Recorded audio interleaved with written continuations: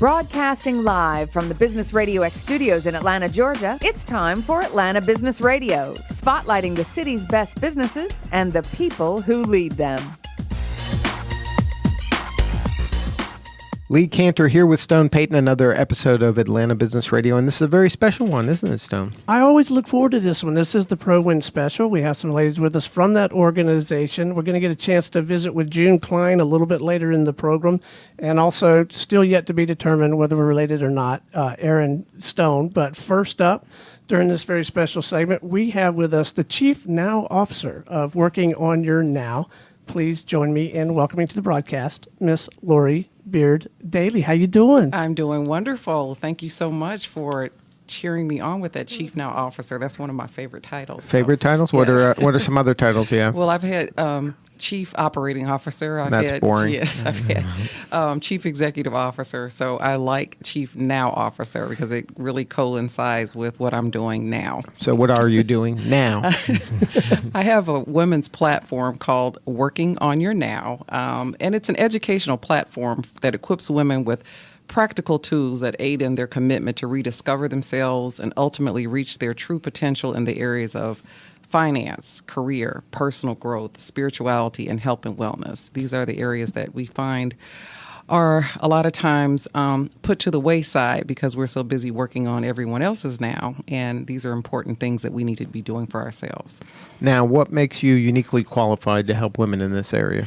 Other than the fact that I am a woman, and so that's all it takes. So I can help men. I'm a guy, so any man I'm good for. No, there's actually a little story behind that.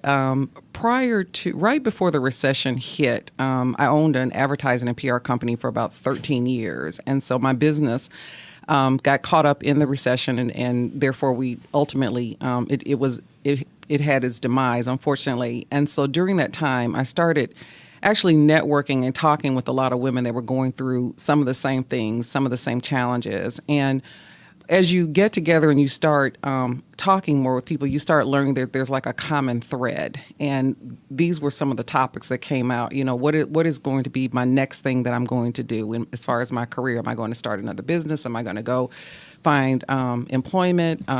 What are my finances looking like since they've been hit so hard with this area? You know, what do I want to do differently? Whether or not, you know, I still have children at home, you know, whether or not I'm a stay-at-home mom, whether or not I'm an empty nester.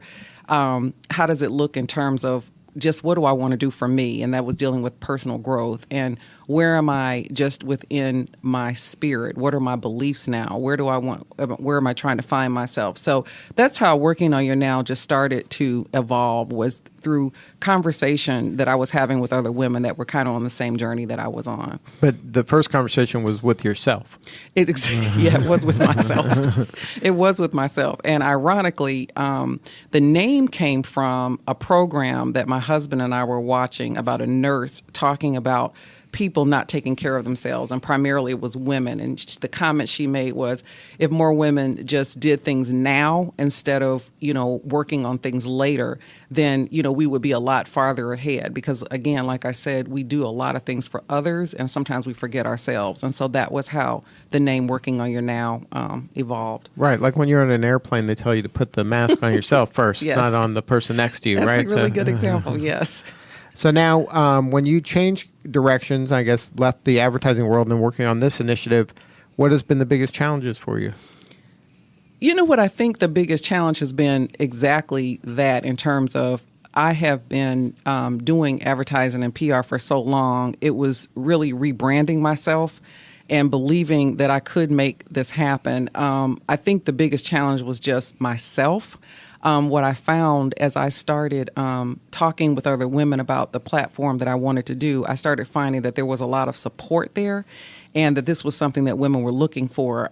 So the challenge, I think, was just really deciding that this is something that I was going to do, something that was needed, and something that I could do. And so therefore just stepping out on the belief in myself and just faith. Now, ProWin, has that been part of your marketing, or you were always a member of ProWin? How does that come into play? Well, actually, I just joined ProWin this summer. And again, that came from networking with women and talking about what I'm, you know, setting out to do with my business.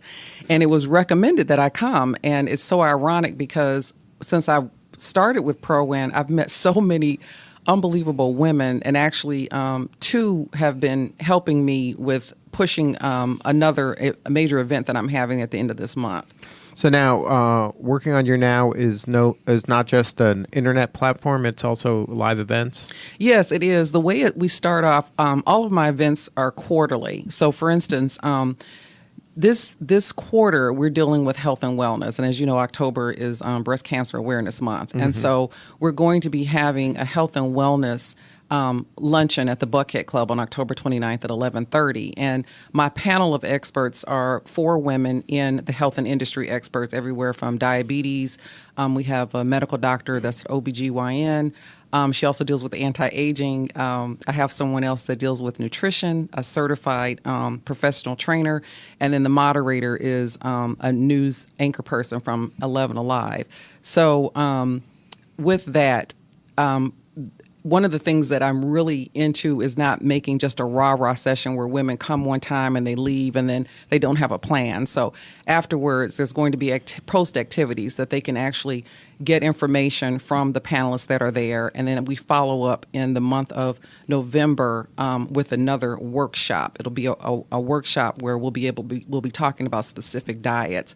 And then and then December, we'll be following up with another workshop that deals with, now that you're on this diet, what else do you need to do to make sure you keep your body in shape? And in between that time, we'll also be having online webinars. So the offline and the online kind of work together to keep a person compliant and accountable. support them throughout help them Exactly. achieve whatever goal they're trying to achieve. That's right. Where do we sign up? You can sign up right after the show. See that? One at a time, right? Yes. So now, you said you started this recently. Have you actually had offline events yet? Yes. We've been having webinars. So you've had the online event. Yes, I've had the offline event. We had actually, and it's so ironic that you're asking me this, I had it was called Women's Straight Talk, and it was held in June.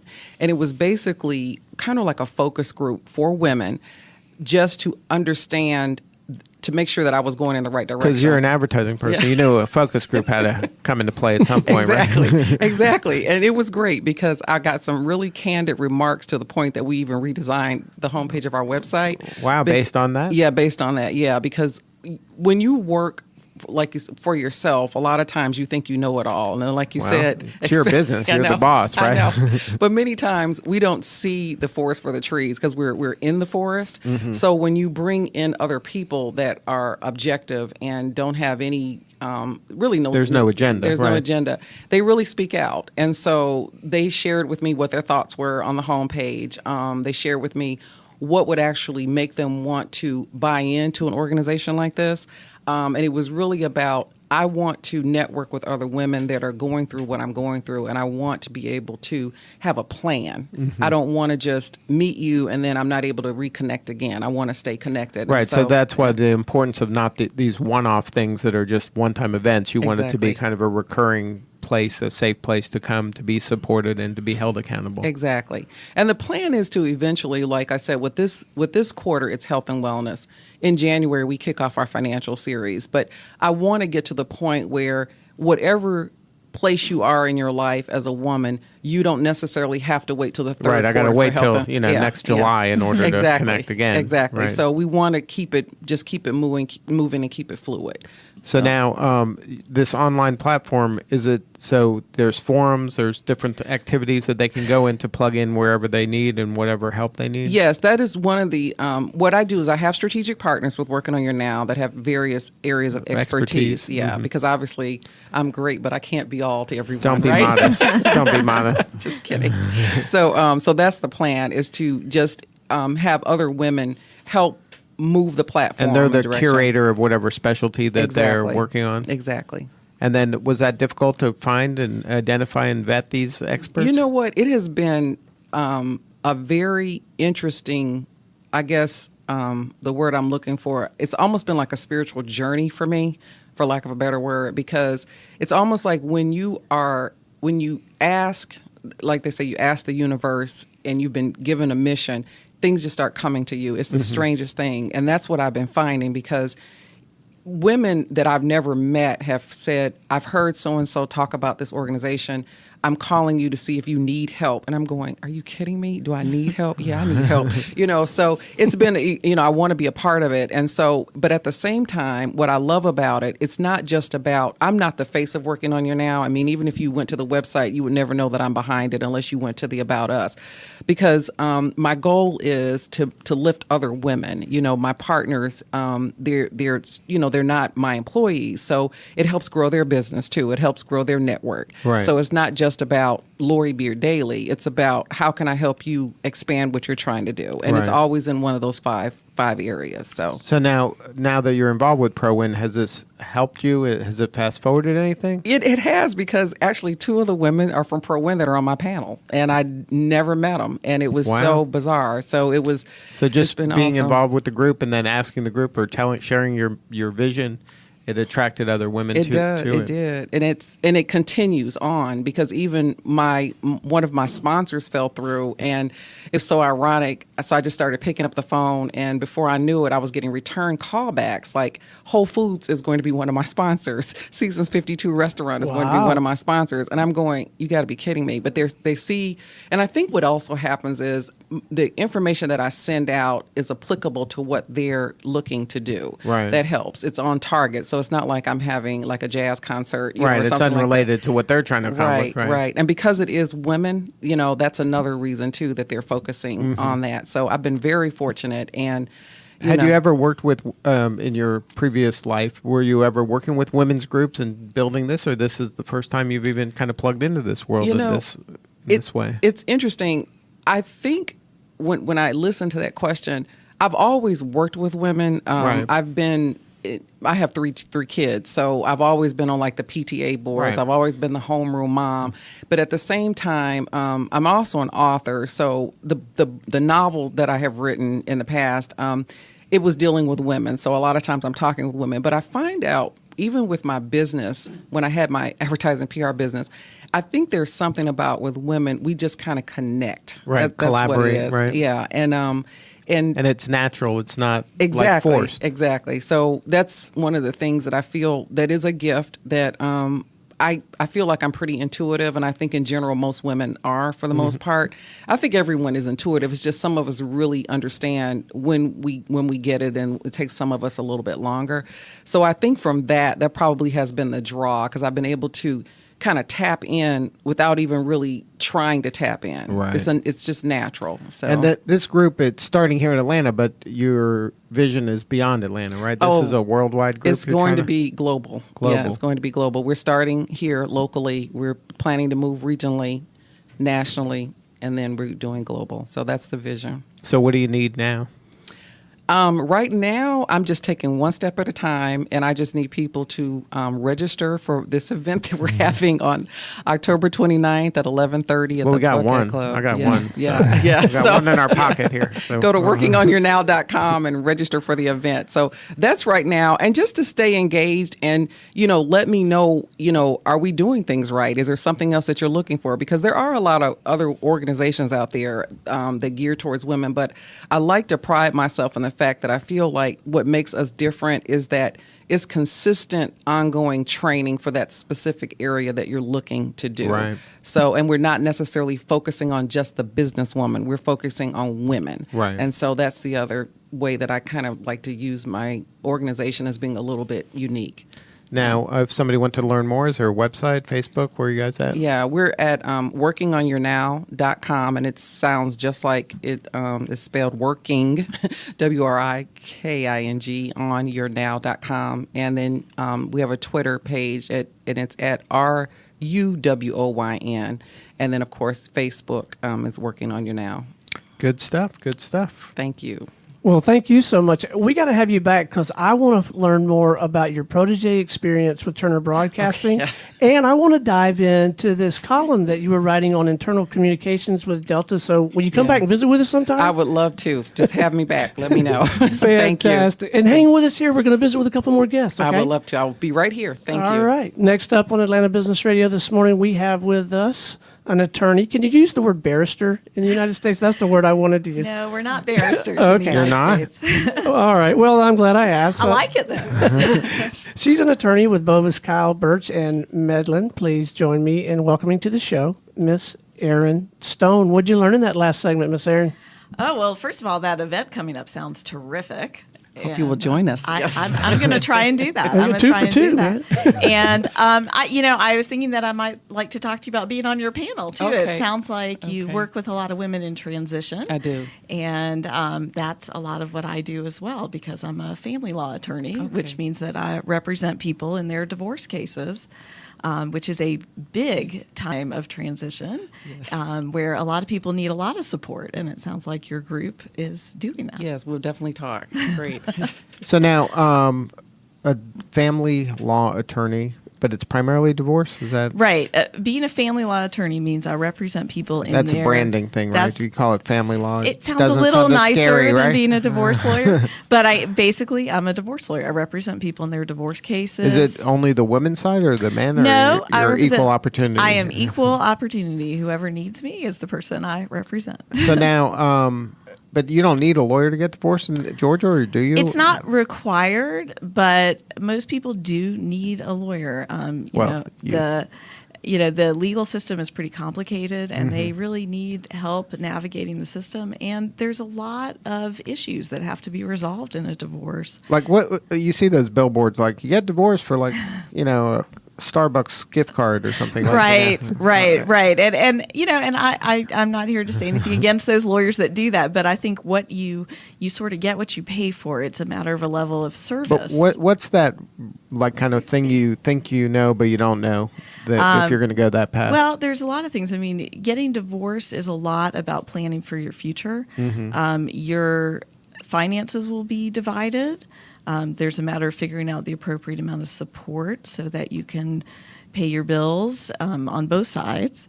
And also there's a matter of looking to the future of how your children are going to be taken care of and how often you're going to see them. And so there's a lot of legal ramifications to all that. And there's a lot of just looking towards the future and figuring out what's right for your family. Now, is there something a person could do, like if they're thinking about this, how early on the process should they talk to a lawyer? Like the first second you're thinking about it? I think as soon as you are thinking that's the right thing for you, you probably need to consult with a lawyer. A lot of times I do see people early in the process, even if they're not sure what they want. And often I can just help them think through, planning for that and figuring out what their goals are and what they really want. And sometimes they end up deciding not to get divorced, but often they're coming to see me because there is a serious problem and they need help. And is there a way to do this that is less chaotic than other ways? There absolutely is. Often if I can get people in early before things get ugly between them, we can do things by agreement. We can have settlement negotiations. We can take their case to a process called mediation. And have almost all issues settled by agreement before they ever have to step into a courtroom, which is something that's really scary to people, I think. Now, is there something that, like, what are the triggers that make it super adversarial? Like, is it because they got married, they must have liked each other at some point, right? Right. But like often something I had find to change. Right. By the time they get to me, they've often forgotten that they like each other. But some of the triggers, I think, sometimes it's a matter of a disagreement over money. Sometimes it's that, especially in recent times, it's that money has gotten tight and things are very stressful at home. Sometimes it's bigger issues, like somebody is cheating. Sometimes there's an addiction problem that's going on. And those issues sometimes can't be solved together. Right. Now, how do you counsel them through that? Do you have a team that you can help direct them? Because I'm sure you're not qualified to help them if there's an addiction problem. Like you can't fix that, right? No, that's not my department. Right, but so you must build a team of experts, I would guess, to lean on in that. I do, and one of the things I really think I offer my clients that's very valuable to them is I have relationships with professionals all around Atlanta that can help them through these times and be a resource to them. So often I have some therapists that I work with that are very helpful. Like in different areas of specialty? In different areas of specialty. Like somebody might be good at addiction but not good with children or something like that. Exactly. And, by the same token, I have accountants that I work with, financial advisors, all different kinds of professionals that people often need. And sometimes, I may be the only resource that person has. But you're kind of the point person, right? I am. Because you know everybody and they don't know anybody. That's right. Everything from your therapist to, I've had people call me back to find out who can come and, fix something in their house because they haven't figured out, how to do that on their own. Oh, because sometimes they have the house now and they've never had to take care of it before. Right. That's right. Right. It's who's going to fix the roof? It's like, and they call you. Yeah. Sometimes, it's so I try to be full service and as much as I can. Up there fixing roofs. I will not climb up on your roof. But as I said, I try to have a network of professionals that are trustworthy, that are good, that are helpful, and I think that helps my clients. Now, if the couple has children, that adds a level of complexity and difficulty and emotional challenges. How do you help them do you help them play out scenarios? How does that kind of work when there's a custody involved? That is probably the most complicated part of a divorce case because, first of all, it's packed with emotion. And second of all, I think people have trouble thinking towards the future, past the age of their children at the time of the divorce. Mm-hmm. And so I try to help people look towards the future. I give them a lot of suggested plans of schedules for how this child is going to see both parents and be involved in both parents' lives. And also try and help them with the emotional side of it because it's a big change when you go from all living in one household as a family to two households. And so that takes some adjustment. Now, is it at one point, like when I was younger, if there was a divorce, like usually the kids live with the mother. Is it the same way nowadays? Not as much. The courts look to the best interests of the children. Mm-hmm. And often the focus is on what that child is accustomed to, who was the primary caretaker during the marriage. And because dads are so much more involved now than they were maybe if you look back 15, 20 years, sometimes that ends up being the dad or sometimes couples share custody. But it just depends on what has happened in that home up till then mm-hmm. and what the parties think is best for their child. Now, that must be a challenging conversation for you, right? Because you got to really separate your client's needs to what the child's needs are, right? Yeah. At least open their mind to, hey, you got to look at this a little, not as through your own lens here. Right. And what I try and do with the clients is, of course, listen to what they want and need and try and get that for them, but also do some reality testing with them as to what they can handle as far as time with that child and responsibility with that child because people come to me who have very challenging careers and I try to make sure that I want to be this hard charging executive and I'm going to be traveling Europe and all this stuff and I also want the kid, right? That's right. Like that's right. So with that kind of a person, I try and work out a schedule for them that gives them as much time as possible with their child, but at the same time respects that need for them to have that powerful career and gives them the ability to still do that because that's important too. Right. As you move forward. Now, in your what's a good day for you? What's a good day?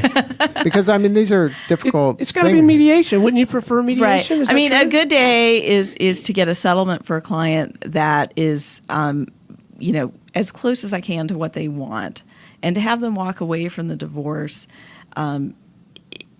looking towards their future in a positive way. Mm-hmm. That they are financially stable, that they have the time with their child that they want, that they're able to move on from there in a positive way. Are there crying every day in your office? Not every day. Not every day. I would imagine it's so emotionally charged. It is emotionally charged sometimes, and certainly we have our days, and I keep a good stock of Kleenex around the office. But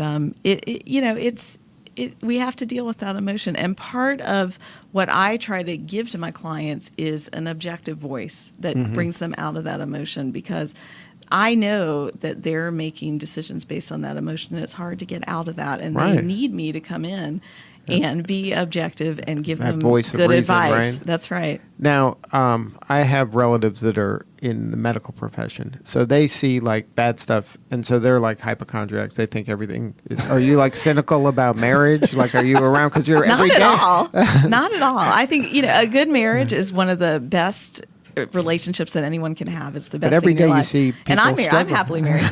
I do. I see people struggle, and and by the same token, a bad marriage where you're very unhappy, where things are not right, is a terrible way to live. Right. And I don't. Have think you that, learned things like, wow, don't do that? That is Yes, not good. very much, very much. I am very, because of what I do, I'm very protective of my own marriage, because I see the mistakes that people make. And so, what are the mistakes people make that you see kind of over and over again? I think the biggest thing I see, and I know people expect me to say, well, there's cheating, there's But there's- is it like but that's taking not really things what for it is. granted, taking the other for granted? I think that the biggest thing I see is people they stop their communication with their spouse.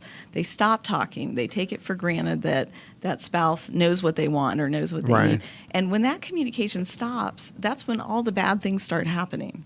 That's when the cheating happens. That's when the drug abuse happens or the drinking happens, because they're not getting what they need from that other spouse. And I think that's, if you can catch it there. But what is the trigger typically that has caused them to kind of stop communicating?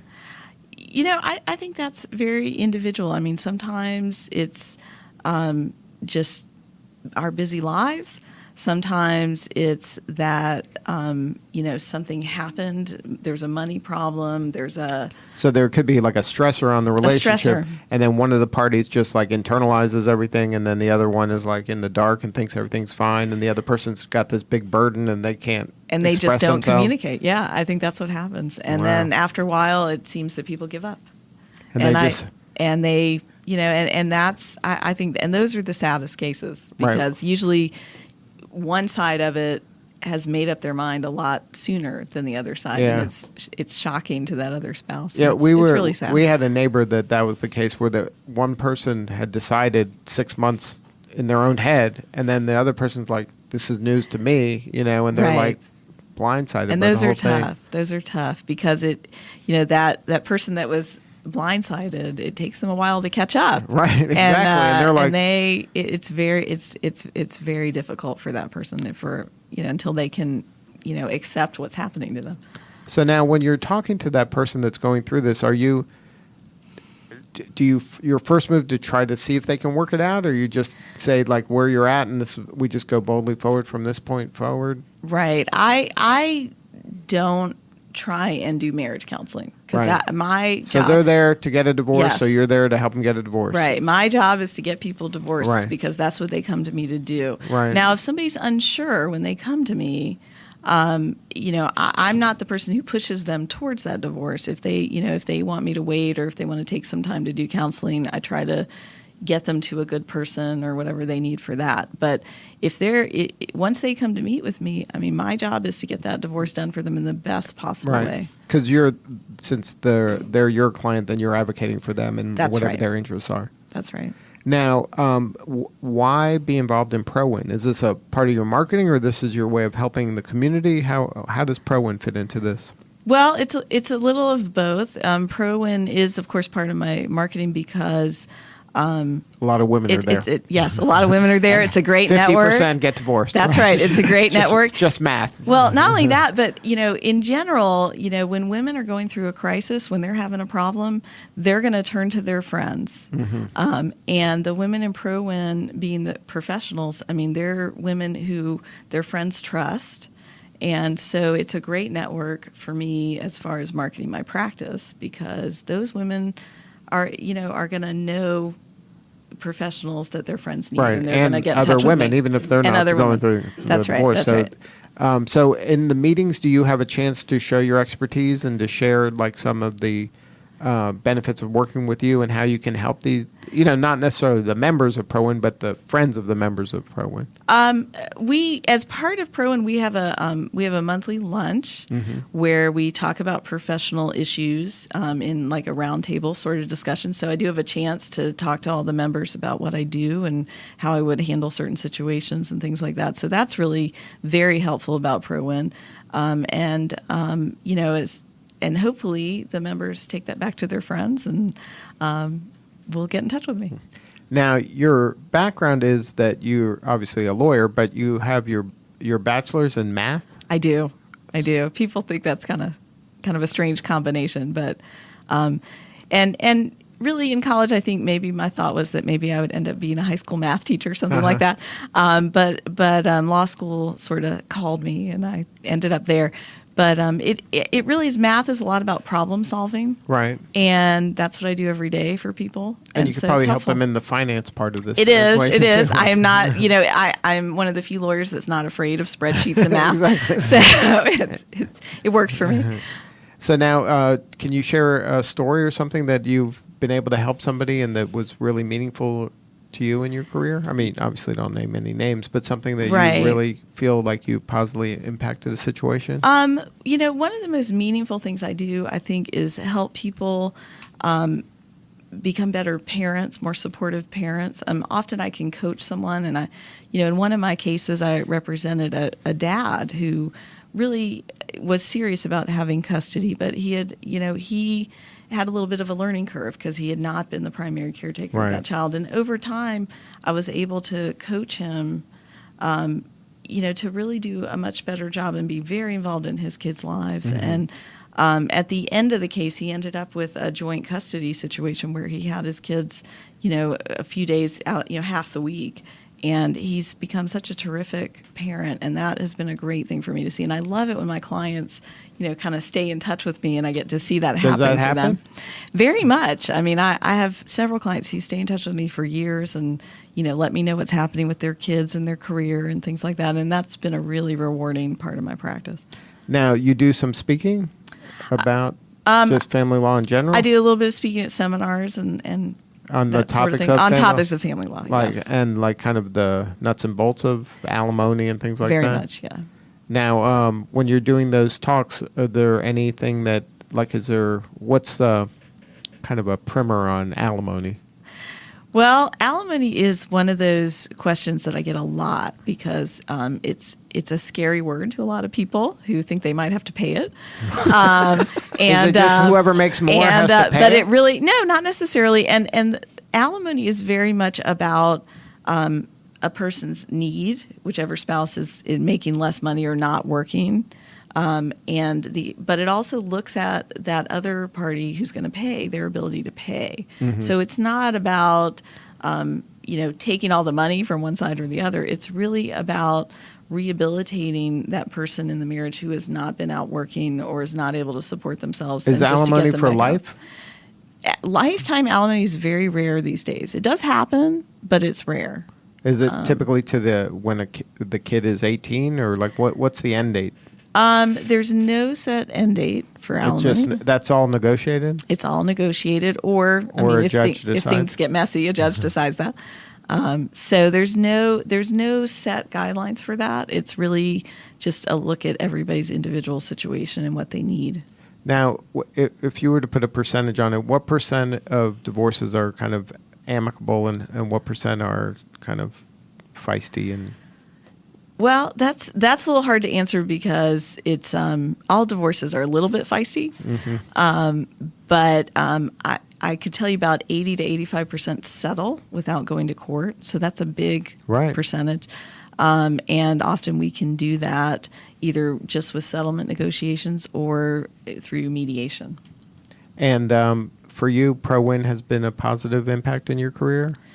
Oh, ProWIN's been very positive. The women that I've met there have been really good resources for me in my practice. As we talked about before, Right.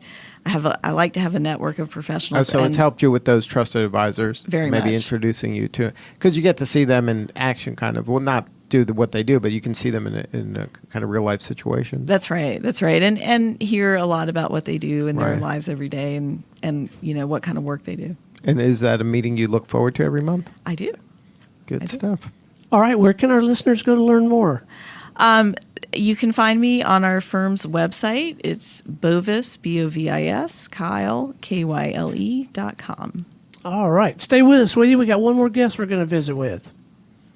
Okay, next up on Atlanta Business Radio, we have with us, she is a speaker, an author, a radio host. Okay, maybe that last credential doesn't mean a lot. I would have known that. Please join me in welcoming to the program Miss June Cline. How you doing, Sunshine? I am amazing. I'm June Cline, fine as wine. Well, you've been very patient, but I've seen you nodding through the other segments and taking you've committed notes. to this thing next month. You're right. You're signed up. I have had to bite my tongue. There are so many great one-liners that I just so wanted to play with here. But Well, now it's your turn. I was good. So what inspired you to become a speaker and take that line of work? Stone here couldn't hack it. He had to get a job. Oh, well, there you have. There are those. There are, I stumbled into it just like most everybody does. I worked in student financial aid for about 16 years. Oh, so I might be calling you. Well, that's where all the jokes come from, I'm sure. Anything It's where the your sense of truth. humor comes from. I started laughing as a financial aid director at some of the stuff that people were putting on their applications. And it was crazy, and I started to collect what I called student bloopers, which turned into IMOs, idiot moments. And I started a file on those, and next thing I knew, there was huge conflict in the industry way back when direct lending was coming in, and there was friends that had been friends for 20 years were now just at war with each other, and I thought somebody needs to lighten this up. And so I volunteered to give a speech in front of about 300 of my closest peers and friends, and I had never. You'd never given a speech before? Never, no. And oh my God, I was standing on the edge of this platform. I mean, I'm 3 or 4 feet up in the air and looking out at this sea of people, 300 people, 599 eyes looking back at me. Now, Miss Mathematician over here is. So it's plus or minus one? Yeah. The one that was missing was my girlfriend had her hand cupped over her one eye going, oh my God, I can't believe she's doing this. And I couldn't either. But at the end of the day, it was the end of the speech was a standing ovation. And a woman came running up to me and said, how much would you charge to do this at our state association? And I jokingly said, how much have you got? And she said, we have a $1,000 honorarium, and of course we'd pay your travel. And I said, I am so there for you, because I was going to say $50. Wow. Pay for the gas, I'll go. So I had no idea there was a professional world of speaking. And it took me an additional 2 years to find that. So I was running around for about 2 years, just sharing my student bloopers and making people laugh. And then it's evolved to what you're doing now? It turned into an entire career. So now you are with the Open Heart Communications. That's your firm? That's me. That's my company. I am the owner. The owner of it. And so what is it? What's the service you provide? Is it speaking? It is. Or you're in writing and... Speaking, writing, and also communication skills with a humorous twist. So you teach them, or I do. Or you're just the talent? Yes. All of that. I do both. And I do believe that's a unique blend that I bring. I love this stuff and I study it so much. There are specific things I've learned over 23 years of speaking that I can share. And when I coach others now, I really can help them get it. And I even created comedic styles that it helps to know what style you are and what room you're in, what that basic style is. So what are the 4 styles? You want to know the 4 styles? Is it a secret, or I gotta pay $1,000? Yes, Is that how it works? absolutely. How did you know it was 4? Did you just take a stab at that? She said you did 4. I'm a good pre-show listener. research? Okay. And you're also a good interviewer. I'm like, I wish you'd work on this a little bit, So you do a great job, and thank you. Enjoyed the questions and the interviews that you've had. That was the sucking up portion That was of an the excellent program. job. Is that one of the styles? It is. Ingratiating It the is. style? It is. But the 4 styles, I start out with the crazies because they're the ones that'll do anything and wear something on their head or act really stupid and silly. And they're doing physical Jim Carrey kind of humor. So it's Jim Carrey crazy. And then the next one is the Carings. And I think of Bill Cosby. All 4 icons. They're built around icons. Bill Cosby. And he's always talking about family and Right. friends and Jell-O and kids and all that stuff. And these are the people that you really wish they'd shut up talking about their kids and whatever happened to them that weekend, but they just can't. And then the third one is Cerebrals, and that's based on Johnny Carson. If you remember, if you're old enough to remember Johnny Carson, if not, Google him. He's online. And that's when this joke is so smart. They're very erudite people. Do you know what that means? I would guess smart. If you don't know, you're not one. And so these are the people that their humor is really literally too hip for the room, and they wonder why they don't get a laugh and people don't laugh at them. They're laughing at themselves on the inside, but people are going, what? And then last category is the Caustics, and that is Andrew Dice Clay. Do you So remember? that was convenient that they all are C's. Did you notice alliteration? I love me some alliteration, absolutely. And that way people can retain it a little more. But those are the people. Don Rickles, he's a lovable curmudgeon. You know, he's gonna, Curmudgeon, that's another one. Yes. You want to throw that at 5? We could go to Or 5. we can. But and his name doesn't start with a C. No, so he's that's out. why. Yeah. And just so you know, you may already know, one of the best kept secrets and or ideas in comedy is that the last syllable of the punchline should be a hard sounding word, a K or a K sound. So there's a reason behind just about everything I do. The So science of comedy. it really is. So now, what was the last speech you gave? The last talk last you've speech? given? Oh, to 1,000 counselors, high school counselors in Utah. And it's interesting that So like career counselors? high school Or, counselors. Like psychiatrist counselors? What is a counselor? High school counselors. So in high schools, I do don't- you remember high school? Very vaguely. They're long, long time. apparently they have counselors now that help them with curriculum and also So problem. if they're having a problem, they problem, go. Right. yes. And as a matter of fact, Guidance counselors. yes. Okay, gotcha. So that was the first time I ever took an audience of 1,000 and divided them into the 4 quadrants. They go. You made through- them get up? I made them get up, get Move out of their around into seats, their- and go. Excuse me, go to their quadrants, and then I run around and I play with what they would say. I have different exercises that gives them an opportunity to be really active and involved. And bless their hearts, they're played so along? true. Yeah, they did. And not only that, I've had, and this is the sign of a good speech and a good day when people start calling you and asking you to come and do another whatever. Right. So I'm already booked on the one they want on the 30th.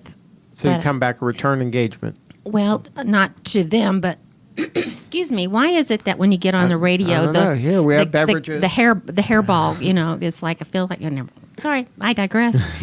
But they want me for additional events, and so the one that I received yesterday, I'm excited about. They want me to speak at their Troubled Youth Conference, and at first that really scared me because it's like, oh my God, I can't imagine anything worse trying to. Bunch of troubled youth. Yeah, getting them to laugh. However, they are so impressed with the comedic styles and what it meant for them. They're like, our kids have got to know this, and so that's way cool. And I'm terrified of kids because I don't have any. Apparently, God wanted us to have money and travel, and so I don't know nothing about birthing no babies, but I do. I'm a great aunt, and one of my friends recently has come up with the idea and the concept. He's like, the kids do need this, and he said, "You're Auntie June. Just go be Auntie June." And I thought I might could handle that one. So. Now, when they ask you to do something like that, are you creating a talk from scratch, or are you just taking elements of things you've already planned for other people? How do you Never create comedy from scratch. I Never? mean, no, that's not true. That's not At true. some 'cause- point you had to. Well, and especially in the moment. And I love your working on your now. That you. is so much where, Lori, where you have to get. That's where the humor comes from, and the more you can stay present. So let me contradict what I just said. Do be in the now, and some of the funniest stuff that'll happen will be right there in the audience if you have the guts and the courage to pull it off, and if you have the guts and the courage to fail, because sometimes it doesn't happen, and then there Right. you are looking like you laid an egg and there it is.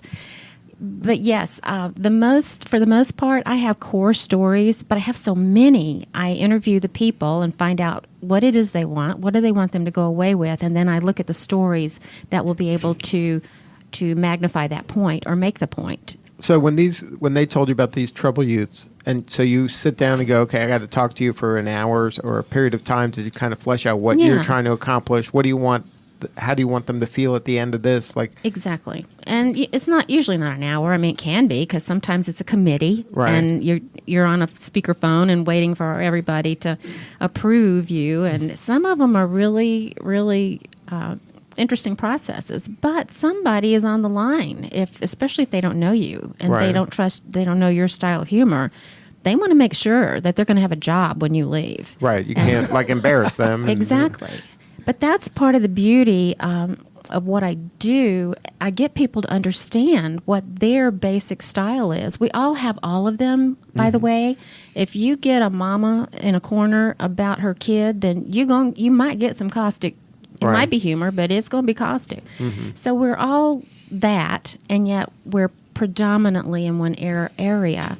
And the way this came about, I gave 4 different speeches, 4 different days in 1 week, and I had such 4 different reactions that I thought, good Lord, what on earth happened here? And I started breaking it down and trying to look at, that's where the styles came from. And I've discovered that 250 engineers, I love you guys and gals. There were 5 women in the audience, but if you were to, the way an engineer laughs, if you fold your hand across your chest and give one little puff of air, that means they're rolling on the floor.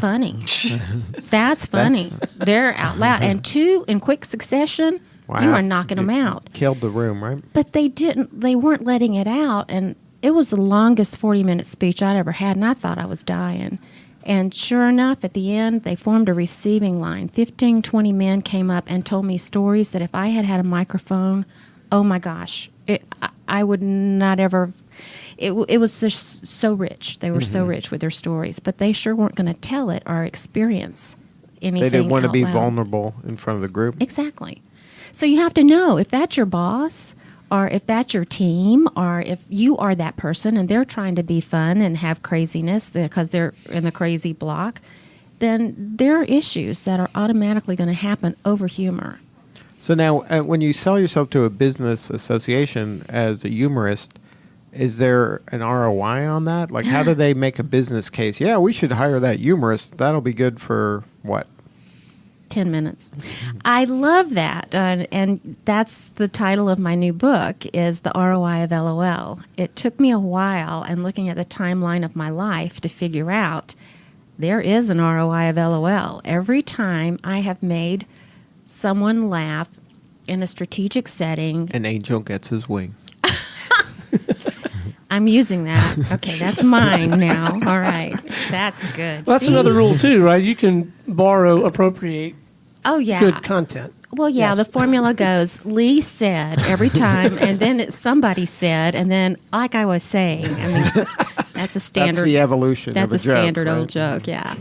But, yeah, it is the ROI, and I really get it and want people to get it that when you make somebody laugh out loud, you're changing their brain chemistry. It's huge. They remember you. Don't you know people that you light up every time they come in because you know it's going to be fun? And are you that person for somebody else? But you think you can train someone to be funny? Yes and no. They got to want it, and they got to want to work. One of my best examples, just lost Joan Rivers. And 100 years ago, I got to interview Goober. Do you remember George Lindsay? I do. That's Stone's World. It's a long time. It's my genre. I know Goober. Thank you. Thank you. He had the opportunity. He told me the story about seeing Joan Rivers. They worked at the same cafe. She was waitressing and waiting for her opportunity to get on stage. And the first night he saw her perform, she bombed. She died. Ran into the ladies' room. They could hear her crying. And at the next set, she was up again. And he said she was relentless. And she just kept doing, well, the rest of that's history. So, yes, can you learn it? But you got to wanna.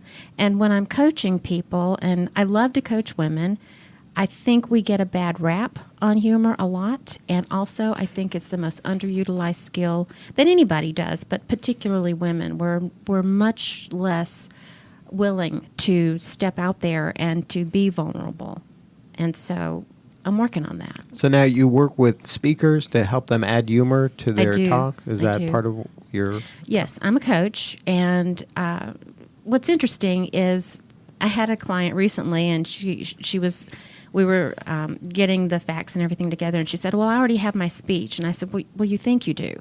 And she rocked back. She's a professional woman, and she said, oh, like little, really. And so sure enough, I get the speech. And what has to happen is you're looking for a thread that you can run through it. You're looking for a place that you can have callbacks and that you can build on that idea. And then you want it to circle all the way back around to the top. And so we had to totally just about throw out the baby with the bathwater, and that happens just about every time. Really? Because they're just taking kind of disparate thoughts and Yes. just piling them in and And saying, concepts. that's 20 minutes or 40 minutes, and then I'm done. And concepts. Right. And she had so many different concepts that it was it was just crazy. Well, maybe if she can make them spell a word. That's exactly right. So can I share mine? Yeah, fire away. At the end of the month, I'll be speaking at a huge breast cancer awareness in Savannah, and I'm already looking and thinking, now what do I need of all the spelling, the words that I have, what can I use? Well, one that I use all the time is ape, and I have people literally go ape. And I had these counselors go ape, 1,000 of them, and so I have them shaking out their hands, ooh, ah, ah, ah, drop to the ground, act like you're eating grass. They're doing all this, and they will do it. And that's part of That's the... just for you, though, right? That's not for them. I That's do. for and your own personal I do. satisfaction. I usually right say, I love doing that. That's just for me. But that's one of the things they were taking back to the classroom. Right. Because it's that powerful. So awareness is the A. And I'll be talking with this group about the awareness of the power of laughter, especially around anything that's catastrophic, such as Right. cancer. And then permission is the P, which is to give yourself permission to lighten up and to play with the harshness or the hardness of some of life's chaos and craziness. And then the F is for, the E is, I just blew my own joke. The I'm like, E, the F. the E is for fun. Ah, Now, there see, you go. there See you go. that? See, eyebrows. I love it because everybody's going, And that's what it's about. You have to be willing to make a change, exchange, if you have, for the anal ones that have to have, that do the math. Need closure, And you right. need an E, then exchange something that you're expecting for something that's unexpected. Right. And that will give you, that's the formula. They'll remember ape, and they'll go ape. Mm-hmm. And they'll act silly with that. Well, and especially the crazies. Cerebrals, not so much. They're still folding their hands over their chest, but anyway. That's the best acrostic ever. I mean, my entire speaking, and you're right, I didn't hack it long term, but was built a lot on using acrostics. Sometimes acrostics I would share, sometimes acrostics I would just keep internally to keep myself on track. But I've never done that, but I'm stealing that. Next time somebody lets me do a talk, I'm doing a switcheroo on them. Well, you don't use ape. I'll come find you. I've got a lawyer friend. Pending, right? I've I got might a, have to help you now on that. I got a new lawyer friend over here. Yeah. What a creative idea, and what a marvelous way to keep them all on their toes. Is this book out yet? I'm in the middle of writing it right now. Okay. It's painful, but I think my goal is to first of the year to have this done. I'm forcing myself every day for the last 90 days. I had to write 300 words minimum every day, and of course that goes to 600, 700 or whatever. So I'm up to over 30,000 words, and I think Wow. it takes about 60. And then what I'm going to do, that keynote with the 1,000 people, that was an hour and 50-minute keynote. Wow. So you've got to get them active. You've got to get them doing something. I mean, you can't just be a talking head up there for that length of time. But I'll transcribe that because that was that was the whole thing in a nutshell, really, in a speech. And that's a great way to get a book, by the way. If you're That's right. speaking, then go ahead and People get it get writer's transcribed. block, but they don't get talker's block. They don't. I don't. So if somebody wants to learn more, where do they go? JuneCline.com. And June, that's- like the month, And Cline, like with a C. Cline. I usually say Cline is in Patsy, but then they start calling me Patsy. Patsy. So JuneCline.com. And then you can see, are there clips of you speaking? Is there a There bunch are. of- Excuse me. And another point, they will get to see me speak. I do a one-woman show now where I just take all the IMOs and put them together and make it crazy and fun. And I have to credit ProWin with that opportunity because I'd been thinking it and feeling it and scared of it for many years. And I went to my first ProWin mixer last fall, I think it was November, and we were at the Red Door Playhouse. And I walked in there and I went, oh my gosh, this is the place. I mean, it sounds kind of, like biblical, but it was like, I can do this here. So I did my first show, April Fool's Eve last year. I'm taking it on the road. So I did Price, Utah, which nobody knows where that is. And then I Seems like you had a lot of work in Utah. I do. I lived there for a while, so I have one advocate there, one dear friend. They must have some power because she's booking you pretty good. She's a teacher, and she's always offering my name up. So, but I will be back on November 9th, Sunday. It's a matinee about 4:00. I will be doing my one-woman show at Red Door Playhouse again. So you enjoy that, the one, because that's a little departure, right, of a typical keynote. The first one, I was terrified. I mean, really, seriously, you can make people laugh for an hour and 15 minutes and hold their attention and all. I was terrified. That's a lot of pressure, really right? was huge. Because I'm not a comedian. I'm a humorist. I don't do jokes. I do stories. But they're hysterical. So I thought, okay, if you're ever going to do it, now's the time. And But do you attack that the same way you do a keynote? Is it structured the same way? Yeah, I just took out all my. I left the content out. And It's just the fluff. It's just the fluff. And one of my The friends. fun stuff. One of my friends, I said, I don't know if I can do this without content. She said, oh, you never had any content anyway. You might as well go ahead. Go for it. That worked. All right, that's June, Cline, CLINE.com, and you can find more of her stuff there and book her, right? Book it, Dano. It has your calendar Let's there. book it. You can book right there on the spot. Yes, and I do want to say the way I started Fine as Wine, that ended up getting me a keynote. So Man. ROI of LOL, you bet. Yeah, That's how do you next. start off? That's 2015. There you go. Be ready. All right. Well, thank you all for being part of the show. And ProWin, if you're interested in learning more, go to ProWin.com. They have monthly meetings. It seems like a lot of fun. This is where the movers and shakers, the ladies of Atlanta, are hanging out, and that's where you should be too. ProWin.com. This is Lee Cantor for Stone Payton. We will see you all next time on Atlanta Business Radio.